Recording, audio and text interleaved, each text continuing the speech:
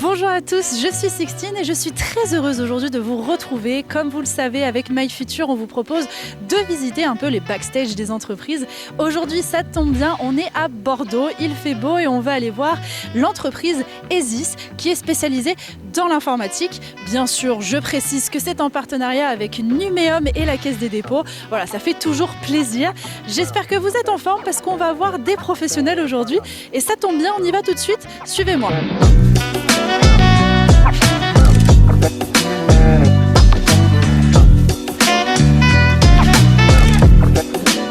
Pour débuter cette première interview, on va retrouver tout de suite Adrien qui est informaticien. Est-ce que vous savez ce que c'est un informaticien ? On va le découvrir tout de suite.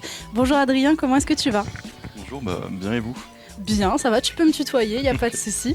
Alors du coup, informaticien, c'est un des métiers dont on entend parler très vite quand on est jeune. Mais qu'est-ce que c'est en soi ? Un informaticien, ça va toucher tout ce qui est au niveau de la partie ordinateur et aussi au niveau des imprimantes, des serveurs, ce genre de choses. Par exemple, quand on a un problème sur un ordinateur où le clavier souris ne fonctionne plus très bien, du coup ça va concerner tout ce qui est au niveau de la partie informatique. Du coup, dépannage, réparation des ordinateurs, ce genre de choses. Ok, donc vraiment, toi, tu es un peu là pour faire SOS, le médecin de tout ce qui Exactement, va être technologique. Ok, ça c'est bien. Déjà, j'ai appris une chose. C'est la première chose que j'ai appris, c'est très très bien. Je sais pas vous, mettez dans les commentaires aussi si vous le saviez ou non. Ok, donc pour revenir un peu à ça, à quoi ça va ressembler une journée dans ton métier, dans ton travail, quand tu arrives déjà ? Quels sont tes horaires ? Nous, après, notre horaire est assez flexible. On peut arriver entre 8h30 et 9h30. Cool, ça c'est bien. Après, la journée commence comme à peu près beaucoup d'entreprises par une petite pause café pour bien se réveiller, on va dire. Et après, nous, du coup, le premier truc qu'on fait, c'est on regarde nos mails. Parce que souvent, ça peut arriver dans la nuit ou entre nous, quand la fin de la journée ou avant qu'on commence, il y a des clients qui ont déjà des problèmes. Du coup, on regarde nos mails, on regarde ce qu'il y a à faire. On fait un petit point aussi global rapide de tout ce qu'on a en cours. Par exemple, on voit qu'il y a une entreprise qui a besoin d'une intervention, qui avait fait la demande hier, on prend la suite de ce qu'on a fait hier. D'accord, ok, donc c'est cool. Donc au début, quand même, c'est assez chill. Donc ce qui est bien, c'est que tu peux arriver, t'es pas obligé d'arriver à une heure très fixe. Oui.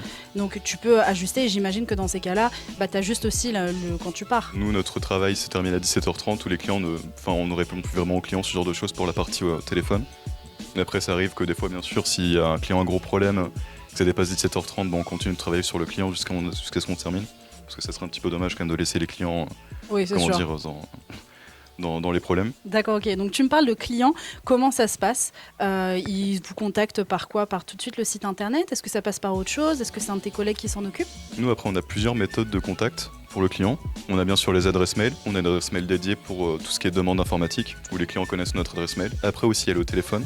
Et après aussi, on a mis en place un truc qui permet en fait, quand la personne fait un message vocal, ça nous envoie un mail avec le message vocal du coup. Ah, directement ? Oui. Ok, ça c'est cool ça. Comme ça, si par exemple tous les techniciens sont occupés, on reçoit le message vocal, on voit le problème et nous on envoie juste un mail derrière pour confirmer qu'on a bien reçu le message vocal. Et du coup, alors moi j'ai une question qui me vient parce que si j'étais une de vos clientes par exemple, des fois s'il y a une panne, je saurais pas trop comment l'expliquer. Est-ce que du coup, des fois, juste par le vocal, vous arrivez à comprendre ce dont il s'agit, ou est-ce que parfois c'est un peu plus compliqué ? Du coup, oui, bien sûr, souvent pour les clients qui sont peu connaisseurs au niveau du domaine ou qui sont par exemple assez vieillissants. Ouais. Mais en fait, ils vont souvent avoir du mal, ils vont dire le bidule, il fonctionne pas quand je fais le truc. On comprend pas forcément. Du coup, nous, ce que l'on fait, on a une application qui permet de prendre la main à distance sur les ordinateurs. Ok, comme un pirate informatique quoi. Oui, mais légal on va dire. Okay. Et en fait nous on prend la main du coup sur l'ordinateur, on dit oui, est-ce que vous pouvez faire la manipulation que vous avez fait pour rencontrer le problème.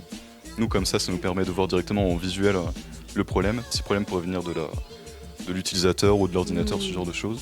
Mais après aussi ce qu'on fait souvent c'est qu'on répète la demande de la personne en utilisant souvent d'autres mots pour voir si ça correspond vraiment bien à ce que nous on a compris ou pas. Ok, trop bien. Alors on va remonter un peu le temps. Comment c'est arrivé cette passion de l'informatique ? Est-ce que tu l'avais depuis petit ou est-ce que c'est arrivé un peu plus tard après les études ? Après moi c'était il y a assez longtemps, oui, quand j'étais petit, parce que mon grand frère qui a 8-9 ans plus que moi aussi est aussi dans l'informatique. Ah, c'est de sa faute alors, c'est arrivé là. Du coup, assez jeune en fait, moi je voyais mon frère qui commençait déjà à bidouiller les ordinateurs en jouant, en mettant des applications particulières pour améliorer l'ordinateur, ce genre de choses. Je le regardais souvent faire. Vers mes 12-13 ans aussi, j'ai commencé à avoir mon propre ordinateur, à bidouiller moi-même, ce genre de choses. Directement, ok, trop bien. Après, en grandissant, j'ai toujours voulu travailler dans le métier de l'informatique. Et après mon collège, du coup, j'ai fait un bac professionnel lié à l'informatique aussi. Super. Qui était à Chasseneuil-sur-Bonnieure, qui s'appelait le bac pro SEN, système et électronique numérique. Ok, déjà ça paraît compliqué. Après ça, ce bac pro, c'est pas uniquement dédié pour l'informatique, ça touche un petit peu de tout. Ok, ouais, donc tu peux faire plein d'autres choses alors. Par exemple, ça touche aussi, c'est principalement trois domaines, c'est l'informatique, l'audiovisuel et l'électroménager, tout ce qui est machine à laver, ce genre de choses. Ok, ah ouais, donc c'est une formation qui est quand même bien parce que du coup tu vois plein de choses et ça t'a permis aussi de vérifier si c'est vraiment ce qui t'intéressait, c'est plus l'informatique. Parce que vu que c'est un bac professionnel, c'est pas uniquement que de la théorie. Ouais, on fait beaucoup de manipulation, par exemple, on avait des cours, notre professeur nous disait vous avez 3 heures, vous avez un ordinateur qui a tout plein de virus dessus. Du coup, je vous donne juste les outils, vous débrouillez pour tout nettoyer, le rendre opérationnel. Ça, c'est cool, ça. Est-ce que tu veux pas le faire sur mon ordinateur? Ça serait pratique, ça. Ok, trop bien. Donc ça, j'imagine que c'est un petit peu le challenge aussi de se dire, ah tiens, on va essayer de choper les virus, etc. pour mieux comprendre.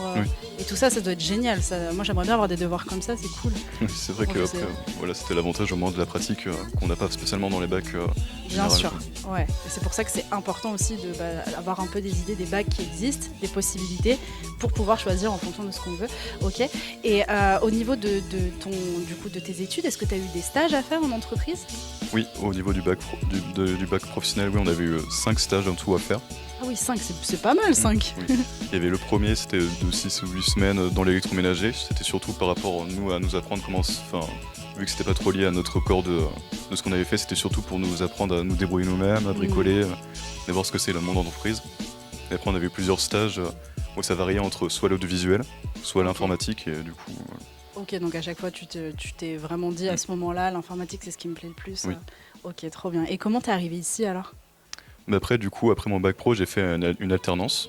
Ok, l'alternance, trop bien aussi. Pour réexpliquer, c'est des moments où on va passer sur les bancs de l'école et aussi des moments par mois où on sera dans une entreprise à travailler et en plus avoir un salaire. Donc ça, c'est cool parce que tu peux découvrir le monde professionnel dans lequel tu veux grandir et en plus de ça, t'es rémunéré. Oui, c'est cool ça. Du coup, après, c'était... mon alternance, je l'avais pas commencé ici, je l'avais commencé à Saint dans une autre entreprise. Ok. Puis après, c'était pour ma 3e année où j'ai dû changer d'entreprise, où je suis arrivé du coup ici. Du coup là, j'y suis resté. Et ouais, t'es pas parti. C'était combien de temps? Ça doit faire presque cette année, septembre l'année dernière, ça m'a fait ma 4e année du coup. Ok, donc il y a une bonne ambiance pour que tu sois resté.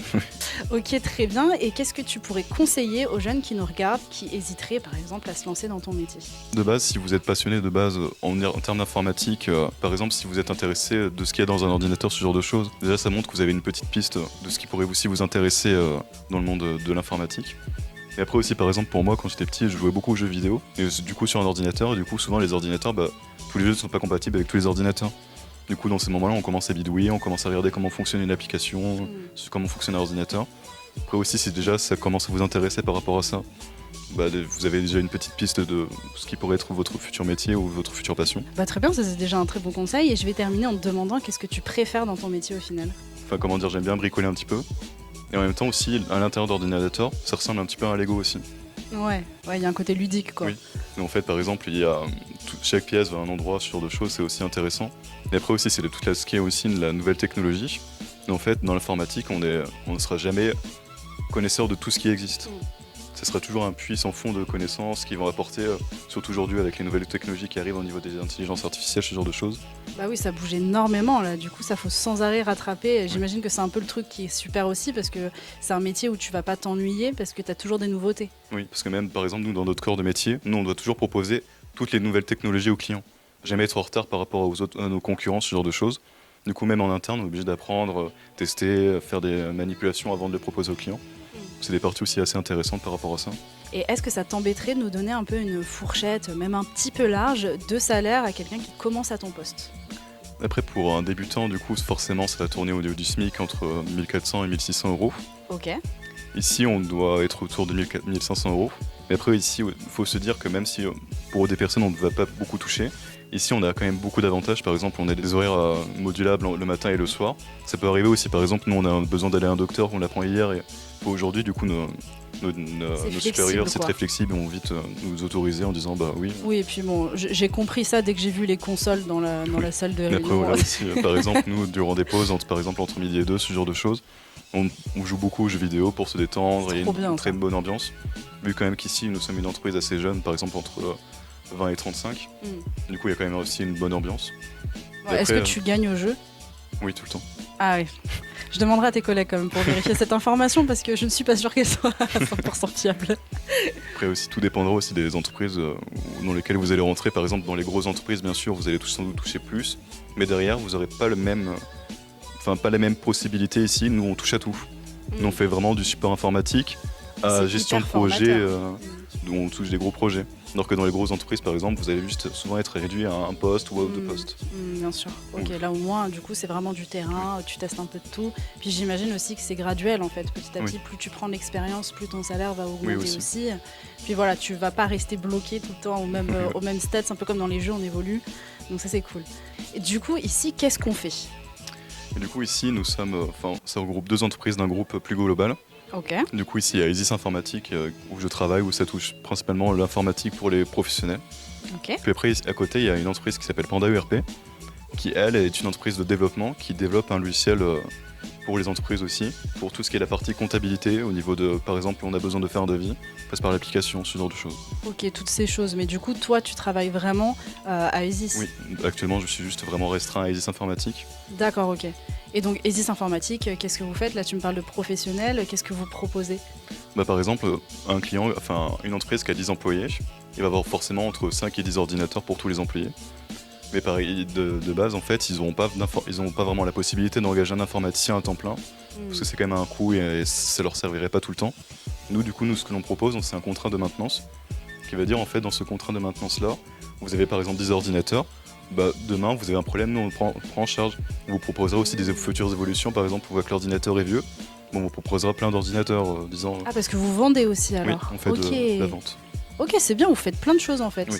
Pour un client qui n'a pas vraiment soit l'envie, soit ni les connaissances de gérer la partie informatique.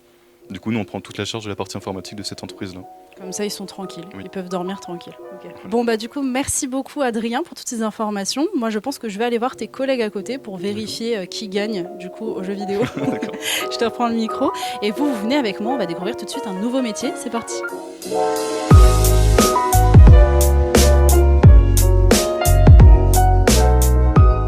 Et nous voilà maintenant avec Nicolas qui est développeur. Bonjour Nicolas, comment est-ce que tu vas? Eh bien, ça va très bien, merci. Développeur, qu'est-ce que c'est? Parce que tu me dis développeur, moi j'y comprends rien. Déjà, pour commencer, je sais pas ce que c'est. Qu'est-ce que c'est? Alors, moi je suis développeur web et web mobile. Donc principalement, je crée des sites internet. Là, dans cette entreprise-là, on utilise plutôt une application qui en fait se déploie aussi sur le net et permet la gestion d'entreprise. Et donc le métier de développeur, c'est simplement pour un client de lui créer un outil qui lui sera vraiment personnalisé. C'est-à-dire que quand on va sur un site internet, il y a déjà tout un tas de fonctionnalités. Moi, mon job, en fait, c'est de créer vraiment un outil qui n'existe pas et je le crée de zéro. Ok. Donc, par exemple, moi, j'arrive, voilà, je suis une entreprise, je sais pas, je suis une entreprise de sandales, je dis n'importe quoi. Je viens te voir et je te dis, voilà, pour mon entreprise de sandales, je vais y arriver, j'ai besoin d'un site internet, toi, tu peux le créer. Voilà, c'est ça. En fait, je vais pouvoir créer la mise en page, le design, le e-shop. Ah ouais, donc plein de choses. Alors e-shop, c'est du coup tout ce qui va être les services de shopping en ligne. Voilà. Du coup, donc grâce à toi, les gens vont pouvoir acheter mes sandales. Voilà, tout à fait.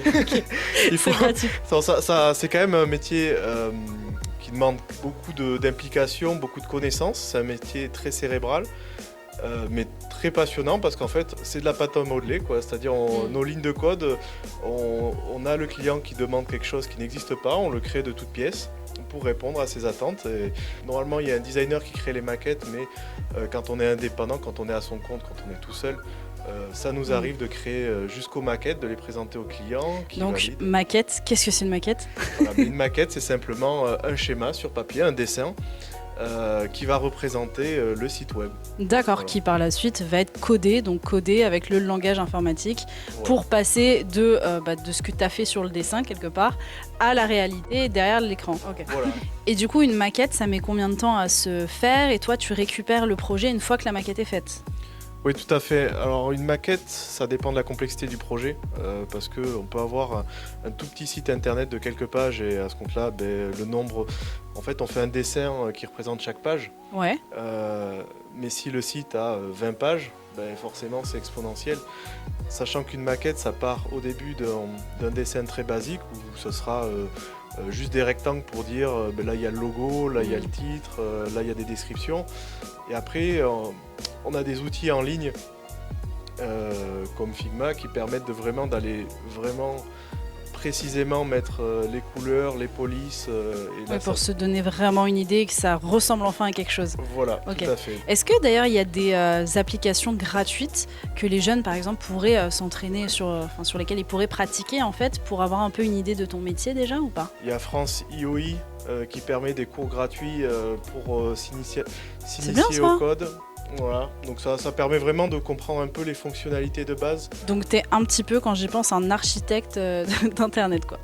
Oui, complètement. En fait, chaque dev, c'est une grosse communauté en fait parce que chacun va apporter une petite construction une petite pièce d'internet. Donc on crée des sites internet, tout ça, mais derrière il y a une petite notion de sécurité aussi parce que dès qu'on crée un site internet, il ne faut pas que quelqu'un puisse y rentrer et avoir toutes les dessus. données. Ouais. Dans le contexte où on parle beaucoup de cybersécurité et tout ça, c'est important. C'est important, voilà. Donc toutes les formations donnent quand même des petites notions là-dessus.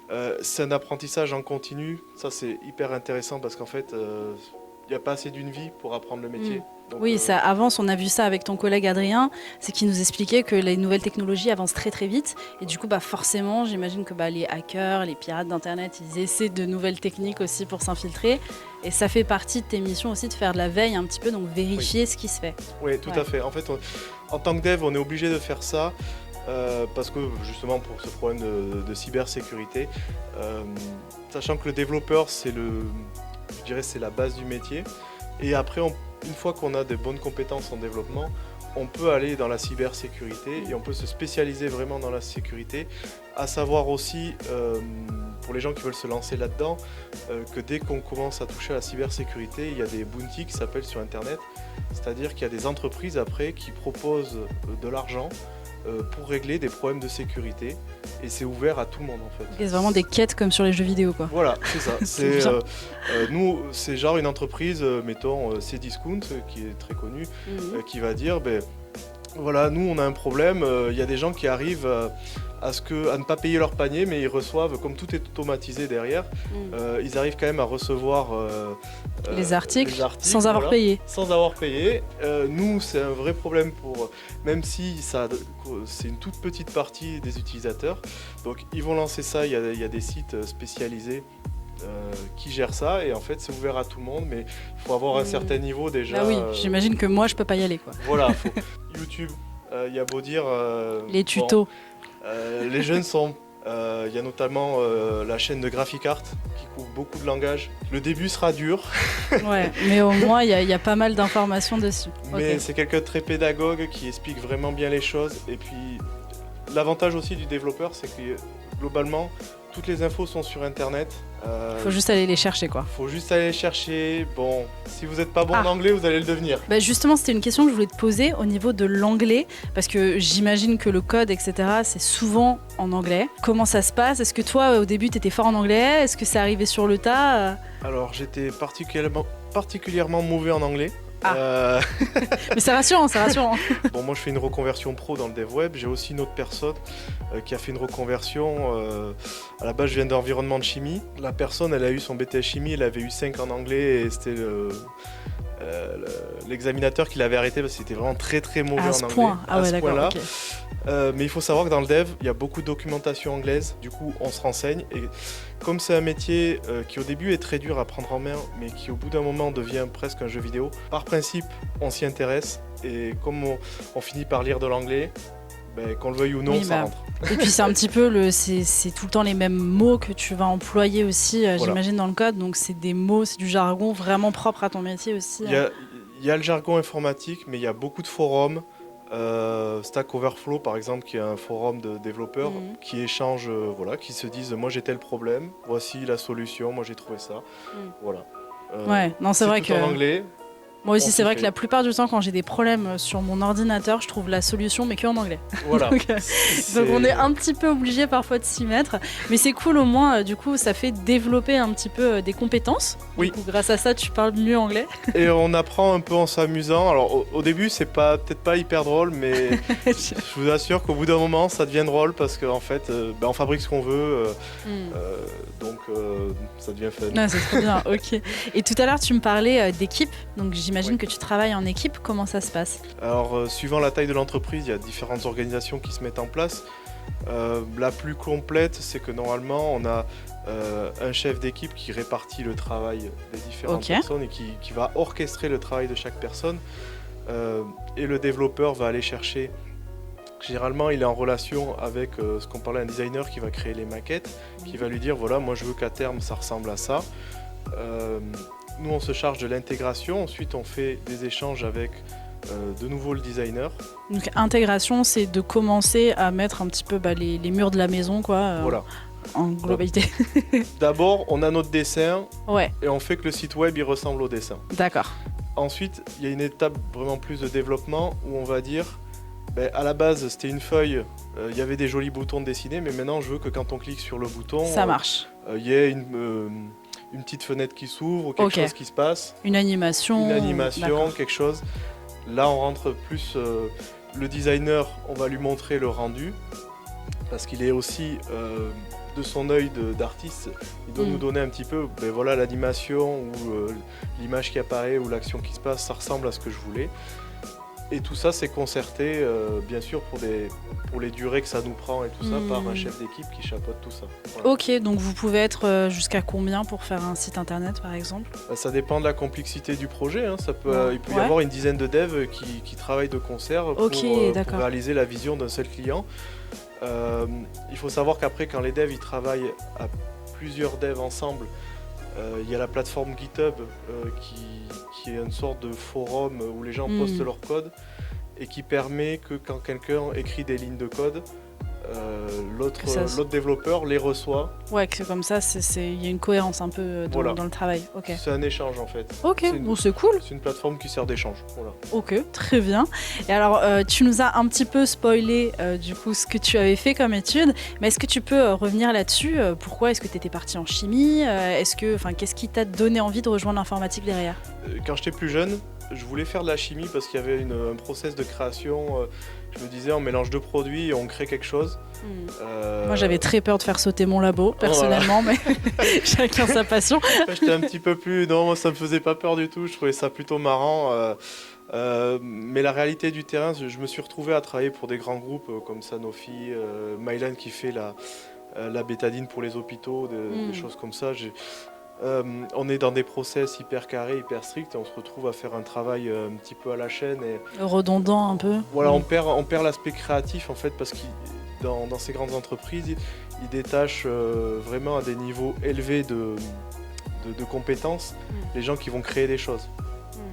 Donc au bout d'un moment, je voulais faire autre chose.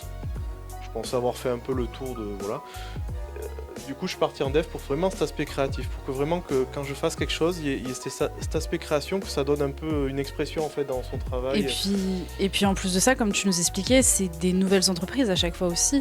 Donc il y a des nouvelles créations à faire. C'est jamais la même chose, même s'il y a des tâches, j'imagine, qui se répètent. C'est pas tout le temps le même résultat, quoi. Tout à fait. C'est vraiment hyper varié, en constante évolution. Par exemple, là, il y a l'arrivée des IA, donc en fait. C'est des nouveaux outils à utiliser, à savoir que ce n'est pas... souvent c'est répété dans les médias que ça va être un blocage pour le métier de développeur web, que ça va prendre la place, etc. Pour les tâches répétitives, en effet, ça peut être le cas. L'IA va prendre les tâches répétitives. Mais quelque part, tant mieux. Parce que ça peut vous permettre par la suite à avancer plus vite sur les tâches et vous concentrer sur le côté plus créatif que le côté un peu redondant, quoi. Tout à fait, parce qu'une IA, la seule créativité qu'elle va avoir, c'est de reprendre des choses qui ont déjà été faites et de copier les modèles. Mais dans un esprit de création, elle ne saura pas le faire. Créer quelque chose vraiment de zéro... une idée novatrice, Si ça n'a pas déjà été fait, elle ne saura pas le faire. Non, mais c'est rassurant ce que tu nous dis, parce que du coup, effectivement, s'il y a des jeunes là derrière leur écran qui devaient dire ouais, mais de toute façon, les IA, ça sert à rien de devenir développeur, on va être remplacé. Non, du coup, non. Tu nous prouves que c'est pas le cas. Une IA ne peut pas créer quelque chose qui n'existe pas. Elle peut s'inspirer de choses qui existent et créer quelque chose de nouveau qui sera un intermédiaire entre deux choses. Mais elle ne peut pas inventer quelque chose. Ça, c'est rassurant. Et puis on peut aussi, dans le dev, créer des IA. Moi, aussi. J'ai quelqu'un qui, parce que là, je suis toujours dans un cursus d'apprentissage avec une école. Il y a une personne qui, à 17 ans, pendant le Covid, s'ennuyait et a développé sa propre IA de reconnaissance d'image. Ça, c'est stylé, ça. À 17 ans, il a été sur Internet, il s'est renseigné comment ça se marchait. YouTube, Google, et puis de fil en aiguille, il a créé sa propre IA. Donc... c'est stylé, franchement pas mal. Essayez de faire mieux chez vous. Et du coup, attends, tu viens de me dire, là, en apprentissage, qu'est-ce que c'est que cette histoire ? Comme j'étais en reconversion pro, je me suis dit, il faut que j'apprenne le métier. Et même si j'ai plus de 30 ans, il me fallait une école, des profs pour apprendre. Donc j'ai commencé par une petite formation qui permettait juste de donner un peu les bases, de comprendre un peu comment ça fonctionnait. Et puis voir si t'aimais bien en fait. Voir si j'aimais bien ça. Donc du coup t'as fait cette formation, t'as vu que ça te plaisait et par la suite t'as cherché un contrat d'apprentissage, c'est ça ? Dans le type d'école que je fais, ça dure 1 an et c'est en collaboration avec une entreprise qui nous accueille. Ok. Et on a une double formation, c'est-à-dire une formation de l'école qui nous met à jour sur les pratiques, comment faire les choses et en même temps qui nous tient à jour sur les dernières technologies. Et à la fois en entreprise, ils nous encadrent pour nous donner des projets, nous donner des objectifs. Ok, à atteindre et donc c'est ici que tu le fais. Voilà, okay. Avoir vraiment le milieu professionnel. Voilà. Ok, est-ce que c'est possible de donner une fourchette de salaire à un débutant à ton poste ? Alors, les fourchettes de salaire varient en fonction que vous ayez fait une formation ingénieur où ça va être en 2000-2500 euros par mois pour un débutant. Si vous êtes en reconversion par mois, il faut pas... C'est possible, par contre ça sera le SMIC pendant au moins 2 ans. Mais après on va retomber sur une fourchette de salaire qui sera proche de ça. Ok, ça évolue et puis j'imagine aussi, c'est un métier qui aussi se fait énormément à son propre compte, donc quand du coup on est son propre patron, et là ça change aussi les salaires en fonction, mais il faut avoir les contrats quoi. Voilà, alors on peut devenir son propre, c'est un métier qui se prête beaucoup à être son propre patron, et là par contre les salaires explosent, on entend parler de salaires entre 4 et 8 000 euros par mois. Ce qui est pas mal. Ce qui est très confortable avec des horaires à la carte du coup, parce que comme on gère nos contrats, si on n'a pas envie de travailler une période, on ne travaille pas. Et justement, en parlant de ça, c'est un métier qui peut se faire en télétravail. Est-ce que tu as droit au télétravail ici ? Pour le moment, comme je suis en formation, on ne fait pas de télétravail. Par contre, c'est tout à fait possible. Et pour terminer cette interview, est-ce que tu as un dernier message à faire passer aux élèves avant qu'on se quitte ? Écoutez, si tout ce qui touche à Internet vous plaît, franchement, lancez-vous. Essayez juste de regarder quelques tutos sur le code, de voir un peu si ça peut vous plaire. Et si ça vous plaît, lancez-vous. Franchement, c'est vraiment un métier passionnant. C'est un petit peu dur au début. Tout le monde est passé par là. Mais après, ça devient vraiment amusant et on fait ce qu'on veut. C'est un métier qui touche de nombreux domaines, donc allez-y. Et puis ça rend bilingue en anglais. Moi, je retiens ça. Ouais, voilà, on apprend l'anglais, mais c'est ludique. Surtout un gros jeu. C'est surtout ludique. Ok, écoute, merci beaucoup Nicolas. Je te souhaite une très bonne continuation. Et puis, je pense qu'on va aller voir un de tes collègues pour terminer cette visite virtuelle. Ça marche, bonne continuation. Merci, je te reprends le micro. Hop. Et puis vous venez avec moi, c'est parti pour découvrir le dernier métier de la journée.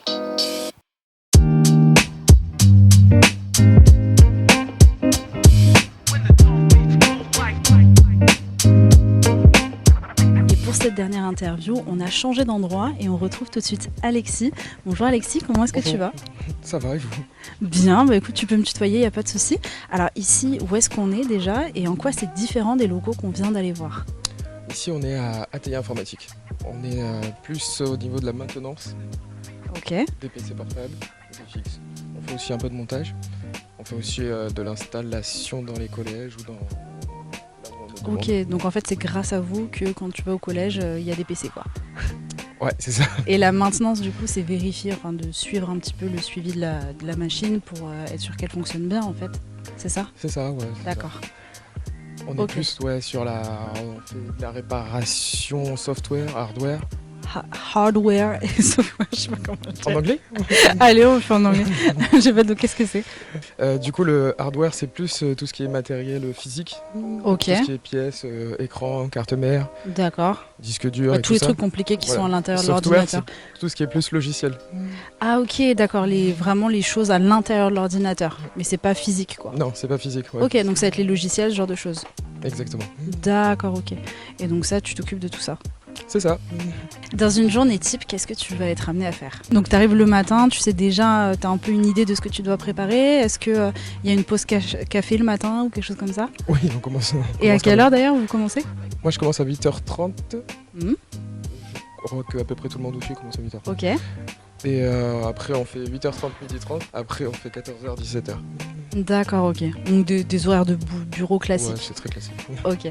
Donc le matin, tu arrives, tu regardes un peu ce que tu as réparé. On va faire en maintenance, c'est ça? Ouais, c'est ça. On voit ce qui est déjà, les pièces qu'on a Ouais, par rapport aux ordi qu'on a aussi, du coup.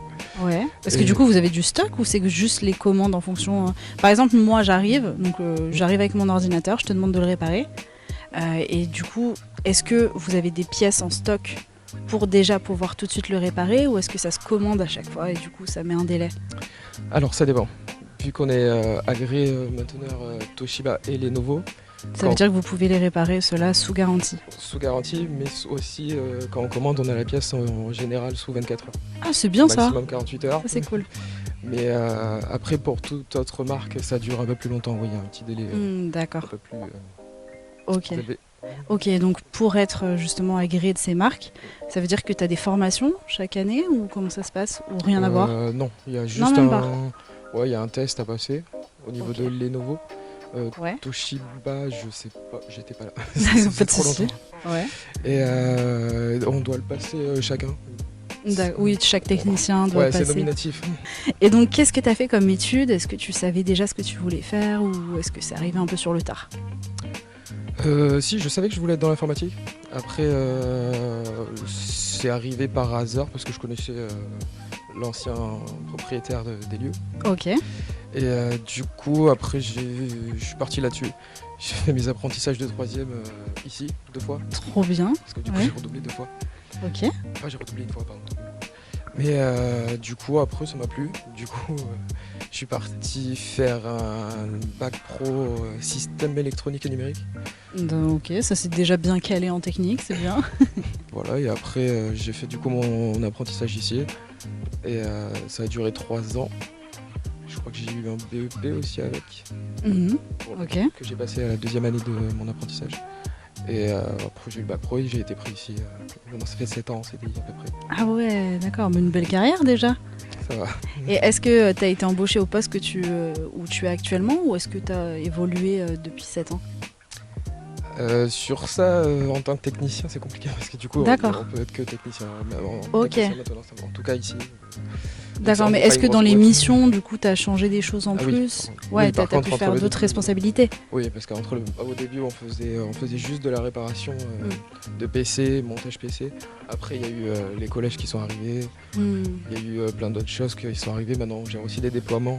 ok. Et donc, tu travailles ici alors? Donc C'est ça. là, on est dans l'open space avec plein de choses Ouais. différentes. Ok. Donc, vous êtes combien ici? Alors, actuellement, on est 6. 6, ok. En comptant Anthony, qui est notre directeur. D'accord. Donc 5 techniciens au final. Exactement. D'accord, bon ça c'est bien parce que quand vous rencontrez un problème, enfin, est-ce que ça t'est déjà arrivé de rencontrer une panne ou quelque chose en te dire mince je sais pas comment la régler et demander à tes collègues par exemple? Ah oui, ça arrive. Ouais, ça arrive. Ouais, ouais. Après, j'ai des collègues plus anciens que moi. Il y en a, ça fait 25 ans qu'ils sont ici. Ah ouais, donc là il y a de la Au boîte. final, ouais. Ça va un peu plus vite. Pour réparer. Ouais, ça aide Ouais, pas ça aide mal. beaucoup. Ok. Et tu dirais que c'est un métier où tu apprends tous les jours ou c'est un métier au contraire où c'est plus sécurisant on va dire parce que tu répètes un peu les mêmes tâches à chaque fois? Non, parce qu'au final, vu qu'il y a des nouveaux ordi qui sortent tous les jours, ça veut dire qu'il y a des pannes différentes tous les jours. Ok. Du coup, au final, ça change beaucoup. Il Ok. y a certains ordi qui ont une panne très souvent la même. Hmm. Mais après, dès qu'ils sortent un nouveau modèle, celui-là aussi aura une panne qui sera sûrement différente. Mais Ouais, forcément à chaque fois. D'accord. Et est-ce que du coup, parmi tes proches, tout le monde te demande de réparer son ordi? Ouais. Ça Du coup, arrive je dis pas mon vrai travail. Oui, c'est ça, vaut mieux éviter, j'ai l'impression, parce que ça, à chaque fois, c'est le truc qui revient tout le temps. Ok. Et dans ton métier, alors, t'es souvent amené à être derrière l'ordinateur ou est-ce que parfois t'as des déplacements professionnels ? Parfois j'ai des déplacements, j'en ai même pas mal normalement. Ok. On va dire moitié d'année c'est déplacements, moitié d'année c'est ici. Ah ouais, à ce point, c'est quand même beaucoup de déplacements. Ouais. Ça, c'est bien ça. Ouais, c'est bien. Enfin, parce qu'on a fait plusieurs missions pour plusieurs entreprises. Je crois que je suis même resté une période de 3 mois à Marmande.